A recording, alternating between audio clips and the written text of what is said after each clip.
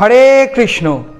সকলকে পবিত্র জয়া একাদশী ব্রতের শুভেচ্ছা। আজ পবিত্র জয়া একাদশী অর্থাৎ ভৈমী একাদশীর সকালে আমরা একাদশী ব্রতর মাহাত্ম্য কথা আস্বাদন করবার অভিলাষে এই লাইভে চলে এসেছি। একাদশী ব্রত এই কলিযুগের সর্বশ্রেষ্ঠ ব্রত। একাদশী ব্রতের কুঠারে সমস্ত পাপ বিনাশ হয়ে যেতে পারে। একাদশী ব্রত হলো জঙ্গলে দাবানল হলে সেই অগ্নির ন্যায়, যেমন সেই অগ্নি সমস্ত কিছু ভস্ম করে দেয়, বিচার করে না, তদ্রূপ একাদশী ব্রতের প্রভাবে আমাদের জীবনের জন্ম জন্মান্তরের অর্জিত পাপ, অনেক পুরনো পাপ, নতুন পাপ, ছোট পাপ, বড় পাপ, সমস্ত পাপ বিনাশ হয়ে যেতে পারে।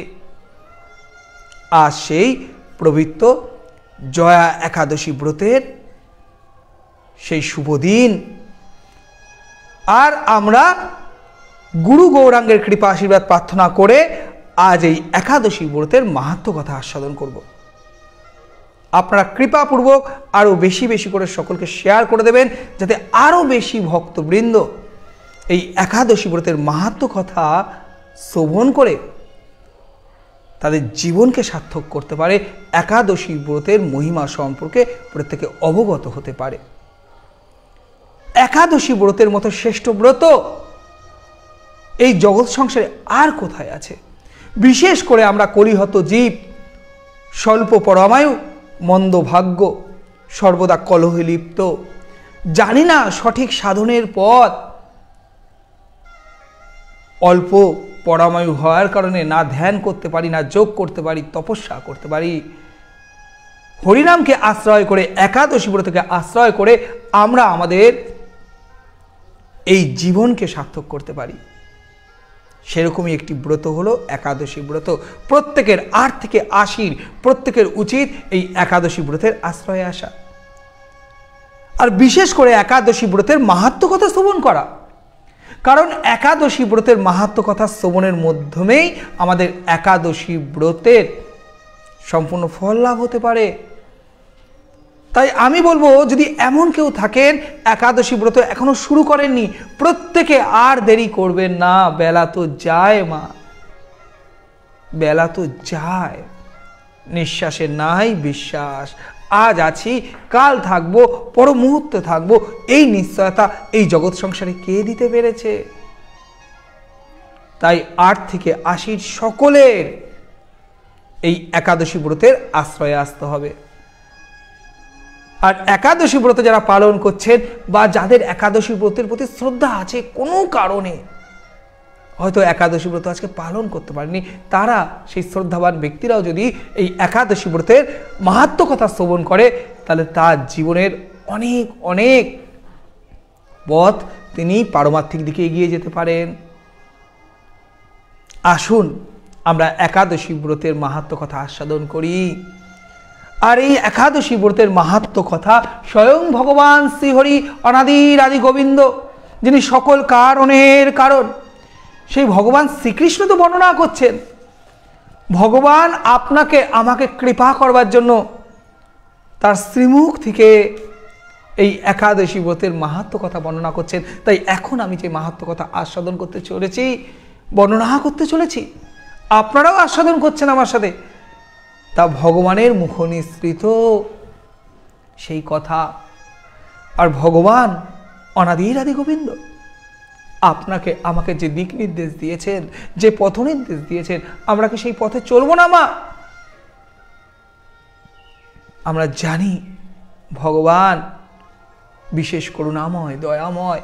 তাই তো একাদশী ব্রতের মতো এত কল্যাণকারী ব্রত আমাদের জন্য রেখে গেছেন। খুব সহজেই এই একাদশী ব্রত পালন করে আমরা আমাদের জন্ম জন্মান্তরের অর্জিত পাপকে বিনাশ করে দিতে পারি। সেই ভগবান শ্রীকৃষ্ণ ও যুধিষ্ঠির মহারাজের সংবাদে আমরা আজকের এই পবিত্র জয়া একাদশী ব্রতের মাহাত্ম্য কথা পাই। মাঘী শুক্লপক্ষিয়া জয়া একাদশী ব্রতের মাহাত্ম্য ভবিষ্যৎ পুরাণে যুধিষ্ঠির শ্রীকৃষ্ণ সংবাদে বর্ণিত হচ্ছে। গরুড় পুরাণে এই মাঘ মাসের শুক্লপক্ষিয়া একাদশী তিথিকে ভৈমী একাদশী নামেও ব্যাখ্যা করা হয়েছে। অর্থাৎ গরুর পুরাণ অনুযায়ী আজকের একাদশী ভৈমী একাদশী ব্রত, আবার ভবিষ্যৎ পুরাণ অনুযায়ী আজকের একাদশী ব্রত হলো জয়া একাদশী ব্রত। অর্থাৎ জয়া একাদশী ও ভৈমী একাদশী একই। তবে অনেকে গুলিয়ে ফেলেন যে এই একাদশীটাই কি ভীমসেনের একাদশী, পাণ্ডবা নির্জল একাদশী ব্রত? তাদেরকে বলবো নয়, কারণ এই তত্ত্ব আমরা পাই পদ্মপুরাণ অনুসারে। পদ্মপুরাণ অনুসারে জ্যৈষ্ঠ মাসের শুক্লপক্ষে একাদশীর নাম ওই পাণ্ডবা নির্জল বা ভীমসেন একাদশী। অর্থাৎ আজ পাণ্ডবা নির্জলা একাদশী ব্রত নয়, আজ একাদশী ব্রতের নাম কেউ কেউ ভৌমী একাদশী বলে থাকে, কিন্তু জয়া একাদশী বলাটাই অনেক সহজ হবে, তাহলে কোনো রকম বিতর্কও থাকবে না। যুধিষ্ঠির বললেন, হে কৃষ্ণ, আপনি কৃপা করে মাঘ মাসের শুক্লপক্ষের একাদশীর সবিশেষ বর্ণনা করুন।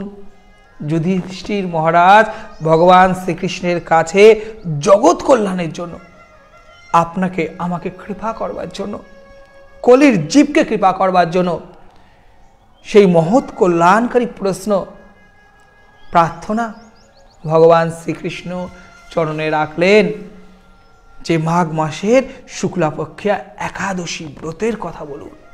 ভগবান শ্রীকৃষ্ণ বলেন, হে মহারাজ, মাঘ মাসের শুক্লাপক্ষের একাদশী জয়া নামে প্রসিদ্ধা, অর্থাৎ যে জয়া একাদশী ব্রত তা ভগবান শ্রীকৃষ্ণই আমাদেরকে বলে দিলেন।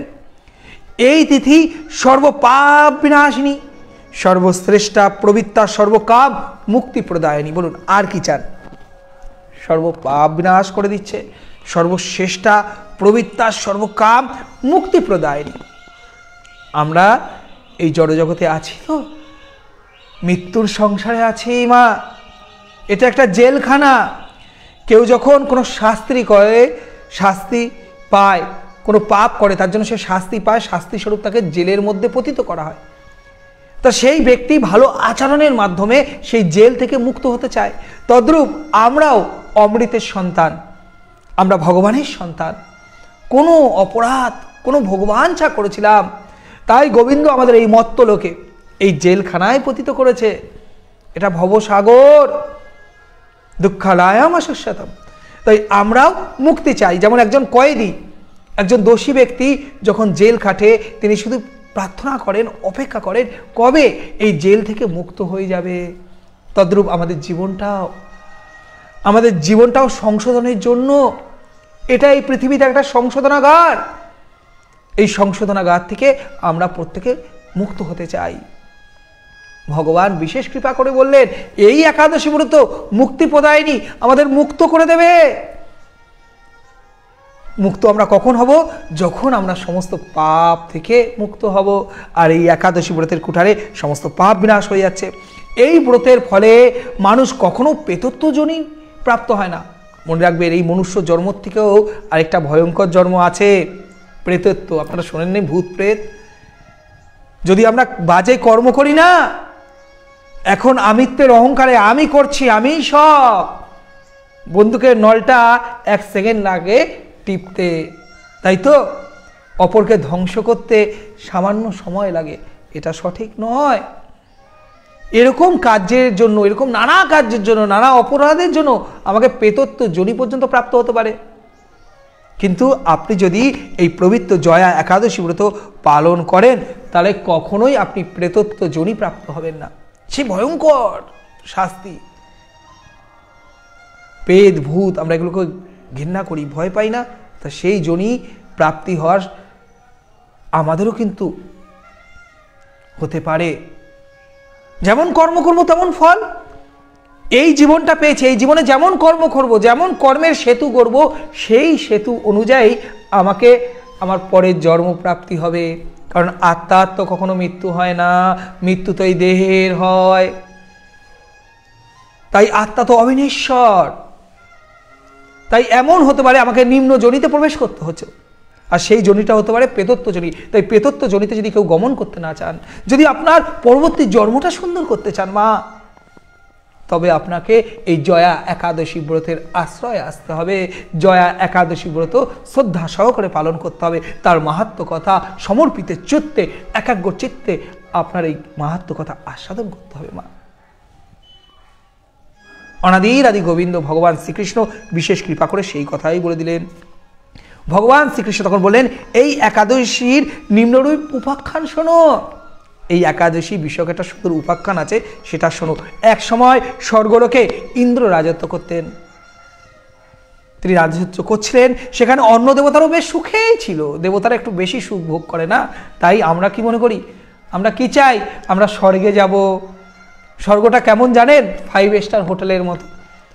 আপনার পকেটে অনেক অর্থ আছে, আপনি চলে গেলেন 5 স্টার হোটেলে, যেরকমভাবে জড়জাগতিক আনন্দ আছে সব উপভোগ করছেন, পয়সা শেষ হচ্ছে। একদিন পয়সা নাই, ম্যানেজার এসে বলল আপনার বিল, বললেন বিল দিতে পারবো না, বললো এক্ষুনি আপনি 5 স্টার হোটেল থেকে নেমে যান।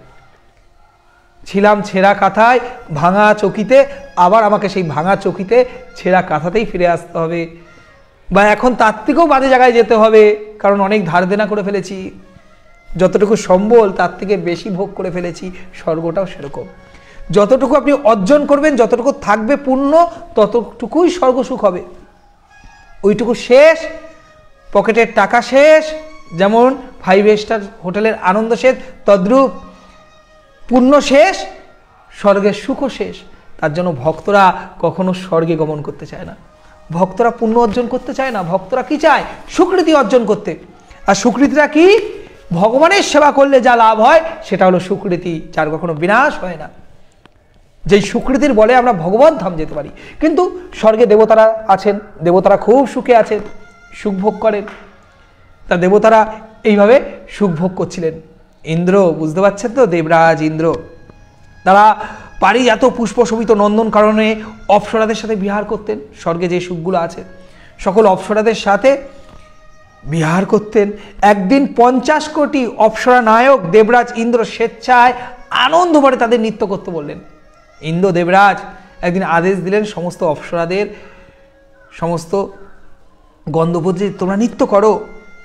নৃত্যের সাথে গন্ধর্বগণ গান করতে লাগলেন। এদিকে অপ্সরারা নৃত্য করছে আর গন্ধর্বগণ কি করছেন?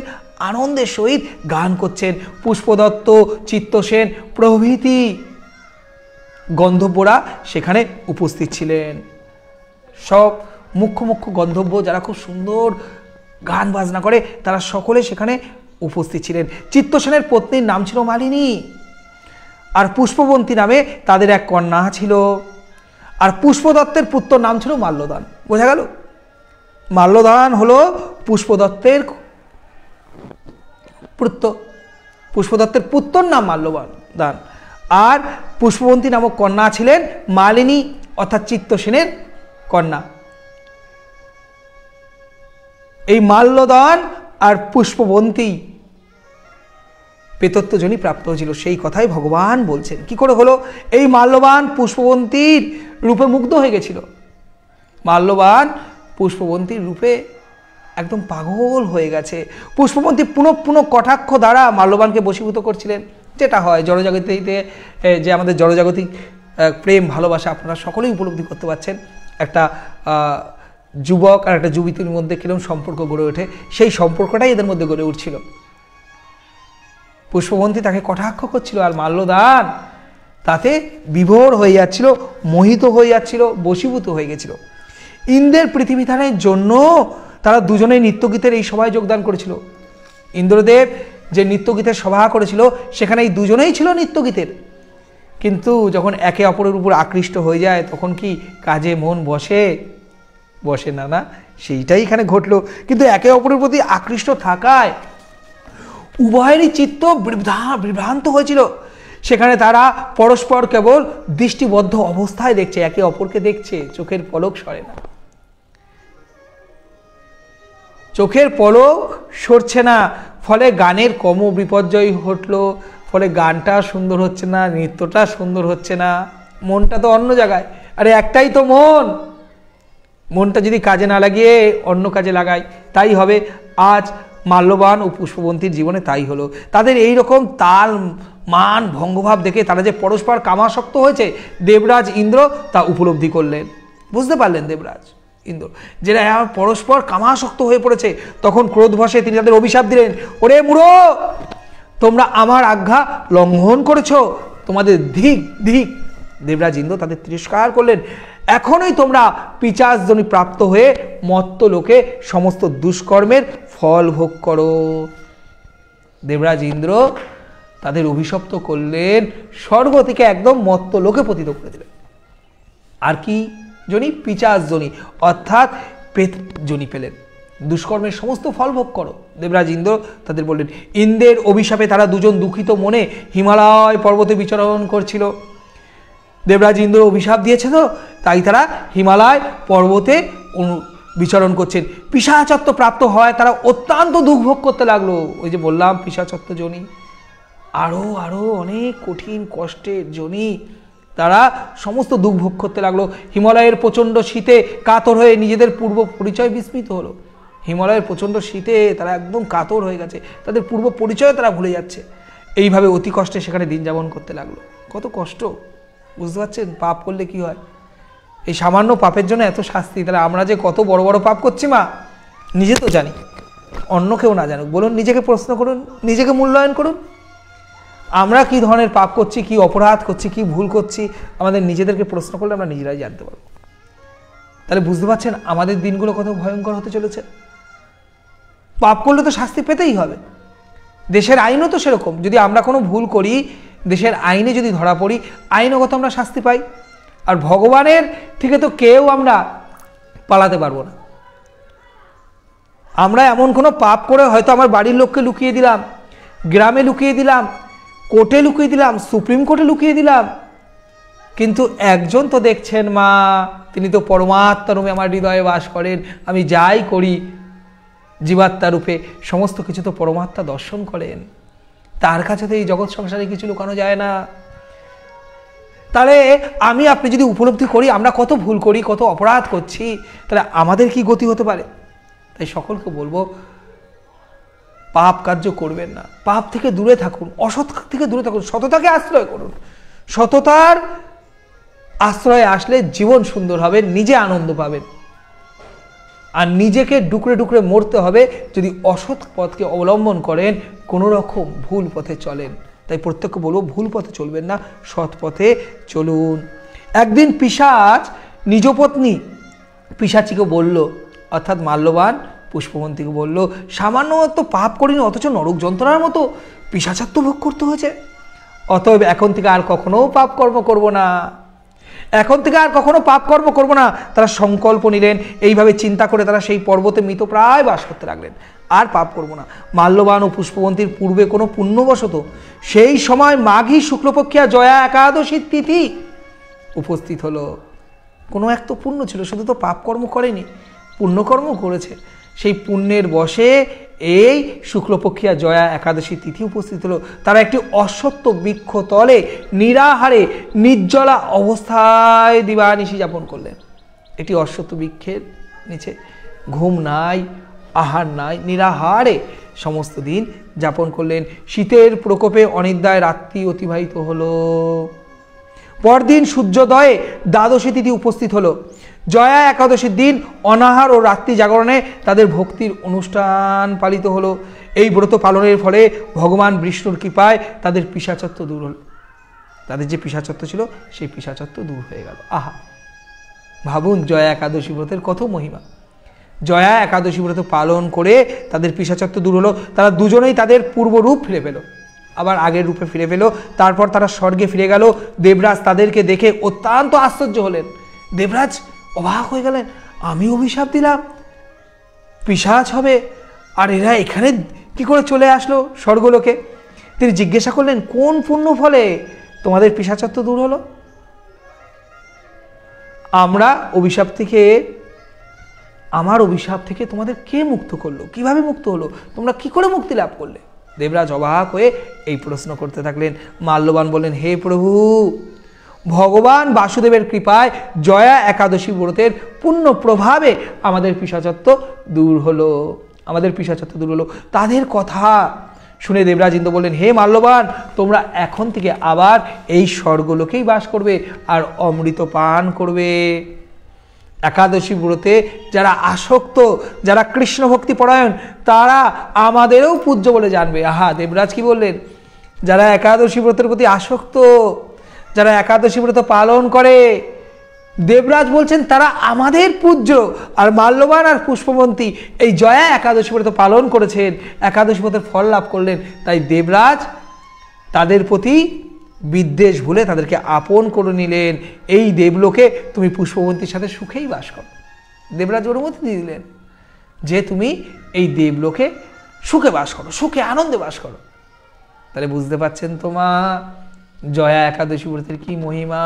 দেবরাজ স্বয়ং দেবরাজ ইন্দ্র বলছেন যারা একাদশী ব্রতে আসক্ত তারা আমারও পূজ্য। তা এত মহিমা জেনে, এত মাহাত্ম্য জেনে একাদশী ব্রত থেকে দূরে থাকলে হবে বলুন? কেন দূরে থাকবো? কেন কেন? তাই প্রত্যেকে বলবো, প্রত্যেকে একাদশী ব্রত পালন করি। ভগবান শ্রীকৃষ্ণ কত কৃপা করলেন। ভগবান শ্রীকৃষ্ণ আর বললেন, হে মহারাজ, এই জয়া ব্রত ব্রহ্ম হত্যাজনিত পাপকেও বিনাশ করে। বুঝুন, ব্রহ্ম হত্যাজনিত পাপকেও বিনাশ করে। এই ব্রত পালনের সমস্ত প্রকার দানের ফল লাভ হয়। যত দান, দান সর্বশ্রেষ্ঠ, তো সমস্ত দানের ফল এই একাদশী ব্রত পালনে লাভ হতে পারে। সকল যজ্ঞ ও তীর্থের পুণ্যফল এই একাদশী প্রভাবে আপনা হতেই লাভ হয়। আর কি চাইছেন মা? সবই তো ভগবান কৃপা করে আপনাকে আমাকে দিয়ে গেল এই জয়া একাদশীর মাধ্যমে। তাই তো আমরা বলি, প্রত্যেকের চরণে অনুরোধ করি যে আপনারা প্রত্যেকে জয়া একাদশী ব্রত পালন করুন। আর কি যা যা আপনার চাওয়ার ভগবান তার অধিক দিয়ে দিল না মা এই জয়া একাদশীর মাধ্যমে? তার জন্য তো প্রত্যেককে এই জয়া একাদশী ব্রত পালন করতে হবে। তো শাস্ত্রের কথা, এ তো আমার কথা নয়, এ তো শাস্ত্রের কথা, ভগবানের মুখ নিঃসৃত কথা আপনাকে জানাচ্ছি। অবশেষে মহানন্দে অনন্ত গল বৈকুণ্ঠে বাসায়। হরি বল। যেই কথা বলছিলাম, ভক্তদের উদ্দেশ্য কি? ভক্তদের উদ্দেশ্য স্বর্গবাস নয়, ভক্তদের উদ্দেশ্য বৈকুণ্ঠবাস। ভগবান সেই কৃপাও করে দিল। অবশেষে এই একাদশী ব্রত পালনের ফলে শুদ্ধভাবে পাপ আর না করলে, অবশ্যই মনে রাখবেন আর পাপ করবেন না। কিন্তু এই একাদশী ব্রত পালনের সমস্ত অর্জিত পাপ তো বিনাশ হয়ে যাবে, কিন্তু আবার যদি নতুন পাপ করেন তবে কি হবে? তাই আর পাপ করবেন না। যদি এইভাবে জীবনকে চালিত করতে পারেন তাহলে বৈকুণ্ঠ বাস নিশ্চিত।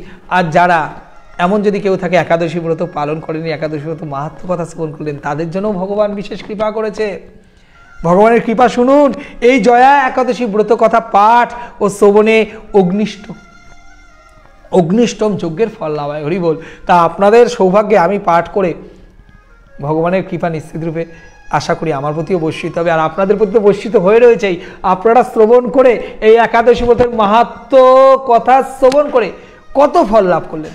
তাই যারা এই একাদশী ব্রতের মাহাত্ম্য কথা শ্রবণ করলেন তারা অগ্নিষ্টম যজ্ঞের ফল লাভ করলেন। তা সকলের চরণে আমার এটাই অনুরোধ রইবে, আপনারা এইভাবেই একাদশী ব্রত পালন করুন। যারা এখনও একাদশী ব্রতের আশ্রয়ে আসেনি, খুব শীঘ্রই এই একাদশী ব্রতের আশ্রয়ে চলে আসুন। একাদশী ব্রত এই কলিযুগের সর্বশ্রেষ্ঠ ব্রত। আর আপনাদেরকে জানাই, আজকে রাতের 10:30টার লাইভে আমি আসছি। আগামীকাল আমি একচক্রা ধামে যাব, নিত্যানন্দ প্রভুর আবির্ভাব স্থলে। তাই আজকে ভাবছিলাম আসবো নাকি, কিন্তু না, আসবো। যদি কৃষ্ণচন্দ্র ভগবান কৃপা করেন তাহলে আজ রাত 10:30টার স্পেশাল লাইভে আপনারা প্রত্যেকে থাকবেন। আমরা সকালটা শুরু করলাম একাদশী ব্রতের মাহাত্ম্য কথা দিয়ে, আর শেষ করব ভগবানের লীলা অমৃত দিয়ে। অর্থাৎ একাদশী ব্রতের সকাল ও রাত, পূর্ব মুহূর্তে, শুভ মুহূর্তে আর অন্তিম মুহূর্তে আপনারা আমার সাথে থাকুন। প্রত্যেকে মনে রাখবেন, আজকে রাতের রাত 10:30টায় একাদশী ব্রতের স্পেশাল লাইভ আপনাদের জন্য আমি অপেক্ষা থাকবো। আপনারা নিশ্চয়ই আমার সাথে থাকবেন। সকলে ভালো থাকুন, সুস্থ থাকুন, আনন্দে থাকুন। জয় শ্রী প্রভুপাদের জয়, জয় গুরু মহারাজ জয়। হরে কৃষ্ণ, হরি বল। জয় জগন্নাথ।